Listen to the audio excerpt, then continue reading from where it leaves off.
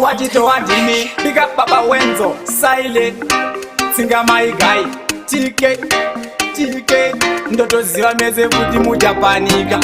nengoma dzangu mese mondishaiva vachafara vadzondapinda mutaiva vane godo vachasara vachipaiva kushanda ndinoshanda pati ndine mari yakawanda ndinofunga inotenga penzi mari yandinayo futi inozadza bhegi pati mari yandine aungaipedzi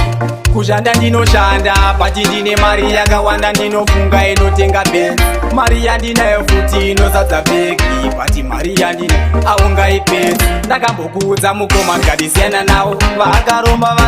vana baba vavo patinotenga mogo iwanotenga munhu amenochi chavanofunga mupureni mavo sasaileni ndongoramba ndakanyarara ipo paya takaburisawo kachitekete zviri zvemangoma isu atikendenge ndinasingoti wese vachatongopanika kushanda ndinoshanda pati ndine mari yakawanda ndinofunga inotenga penzi mari yandinayo futi inozadza bhegi pati mari yandine aungaipedzi kushanda ndinoshanda pati ndine mari yakawanda ndinofunga inotenga penzi mari yandinayo futi inozadza bhegi pati mari yandine aungaipedzi ndotoziva mese futi muchapanika nengoma dzangu mese mondishaiva vachafara vanzondapinda mutaiva vane godo vachasara vachipaiva sehuku futika wanaiwa singochei chingotarira vakataura usapindura silent kushanda ndinoshanda pati ndine mari yakawanda ndinofunga inotenga penzi mari yandinayo futi inozadza bhegi pati mari yandine aungaipedzi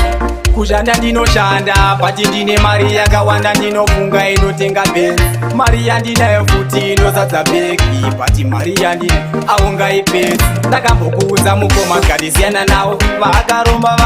vana baba vavo patinotenga mogo iwanotenga munhu amenochi chavanofunga mupureni mavo sasaileni ndongoramba ndakanyarara ipo paya takaburisawo kachitekete zviri zvemangoma isu atikendenge ndinasingoti wese vachatongopanika kushanda ndinoshanda pati ndine mari yakawanda ndinofunga inotenga penzi mari yandinayo futi inozadza bhegi pati mari yandine aungaipedzi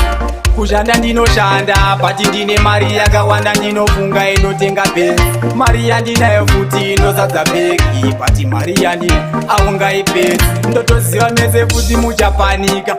nengoma dzangu mese mondishaiva vachafara vanzondapinda mutaiva vane godo vachasara vachipaiva sehuku futika wanaiwa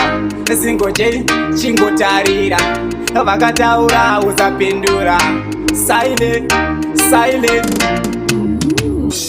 kompomagere ndimere mngoma